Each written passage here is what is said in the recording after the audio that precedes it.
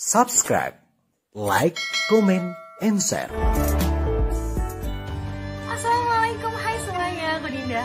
Oke, sekarang nonton, jangan lupa like, comment, subscribe, dan share ke teman-teman kalian. Semoga semakin maju Semakin sukses. dan berkah selalu. Amin.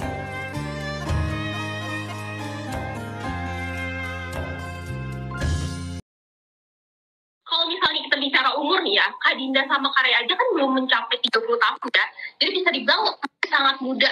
Nah, kenapa sih Kak, di umur yang sangat muda banget kita udah harus planning untuk berangkat haji? Padahal kan mungkin kita bisa beranggapan, ya masih 20 tahun, masih bisa ngapa-ngapain, haji urusan belakang. Kenapa sih harus di umur yang bisa tergolong cukup muda banget, Kak?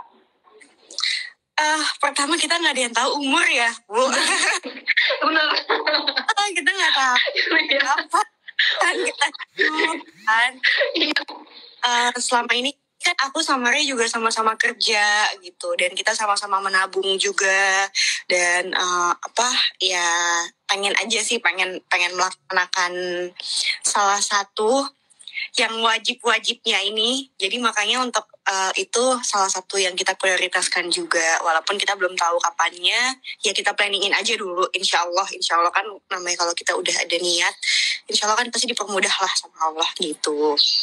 Betul banget, Kak. Yang penting ada niat ya, karena bisa dibilang niat baik aja tuh udah termasuk pahala. Jadi bagi sahabat-sahabat pegadaian yang misalnya mungkin kalian punya rezeki lebih, atau mungkin kalian udah berniat, langsungkan saja untuk meniatkan haji, karena itu bisa tergolong pahala ya, Kak. Betul. Nih, Kak, ngomongin soal orang kan biasanya kalau mau daftar haji kayak, aduh mahal banget nih, apalagi kayak mungkin bagi anak-anak muda kayak masih banyak lah pengeluarannya, apalagi untuk sandwich generation ya, kayak beberapa mungkin pemasukannya lebih besar pengeluarannya karena banyak beban yang dia tanggung.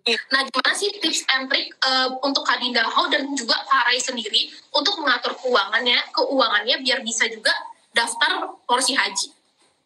Kalau aku karena aku ini termasuk sandwich generation juga deh kayaknya. Jadi nah haji itu kan ngantrinya cukup lama. Jadi menurut aku tuh kita bisa aja menyisihkan uang yang kita punya tuh untuk ditabung untuk haji. Jadi selagi kita sambil nunggu antrian haji itu nanti, ya kita sisihin lah uang. Yang pasti tuh harus banget pakai uang yang dingin. Jadi uang yang kita tuh mungkin nggak pakai karena kan kalau misalkan kita nantinya malah pakai uang yang kita pakai untuk kehidupan sehari-hari, takutnya itu kan jadi malah resiko, jadi malah gimana gitu kan. Jadi mendingan kita pakai uang dingin yang memang ada kita save money untuk kita siapin buat haji itu. Gitu sih kalau dari aku ya. Betul banget, karena kalau misalnya kita bisa bilang bukan pakai uang dingin ya, Kak, uang yang kita gunakan untuk sehari-hari, itu tentunya akan menyiksa diri kita sendiri, dan tentunya Allah paling nggak mau kalau misalnya umatnya itu melakukan kegiatan berdasarkan yang menyiksa dirinya sendiri. Jadi kalau bisa, salah satu tips dari Kak Dinda adalah pakai uang dingin yang emang tidak mengganggu kebutuhan rumah tangga ya, Kak. Betul.